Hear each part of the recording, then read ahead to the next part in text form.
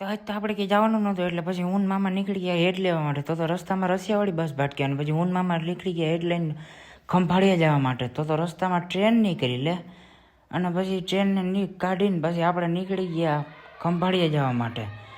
અને પછી પહોંચી ગયા ખંભાળિયાને દઈ દીધો હેડ આપણે રિપેર કરાવવા માટે. અને પાછા નીકળી ગયા, થોડુંક કામ હતું ત્યાં.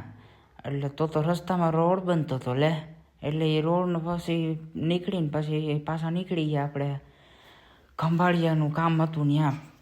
અને પછી ત્યાં ગાડી રાખીને પછી આપણે નીકળી ગયા નાસ્તો કરવા, કારણ કે નાસ્તો તો કરવો પડે ને.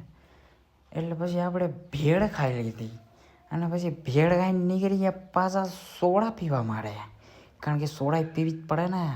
એટલે પછી સોડા પી લીધી અને પછી સોડા પીને પાછા નીકળી ગયા ગેરેજ સાઈડ, કારણ કે સ્વિફ્ટમાંય કામ કરવાનું હતું. એટલે પછી આ ભાઈબંધ જોતો હતો અને જોતા જોતા તો એને વ્હીલ કાઢી નાખ્યું લે. હવે ગાડી હાંકવી કેવી રીતે આપણે? એટલે પછી અહીંયા તો ગાડીઓ પડી હતી. એટલે પછી એ કામ કરતો હતો ભાઈબંધ. પછી વ્હીલને પાછો સડાવીને આપણે નીકળી ગયા ટેસ્ટ ડ્રાઈવ કરવા માટે, કારણ કે ટેસ્ટ ડ્રાઈવ કરવી પડે ને. પછી અહીંયા આવી ગયા આપણે, કંઈક હતું કંઈક ખબર નહીં.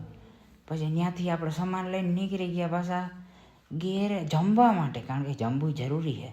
એટલે પછી જમવા બેસી ગયા આપણે અને પછી છેલ્લે ભાત ખાઈ અને પતાવી મેળ્યું, કારણ કે પછી બીજાને ખાવા દેવું પડે ને. એટલે પછી પાછા નીકળી ગયા. તો રસ્તામાં એક્સિડન્ટ થયું હતું.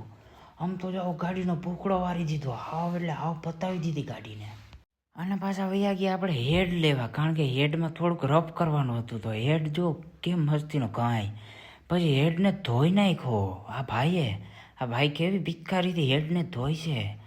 અને પછી હેડ થઈ ગયો કમ્પ્લીટ આપણો, જોરદાર ચકાસ નવો. પછી આપણે નીકળી ગયા હેડને લઈને પાછા ગેરેજ તરફ.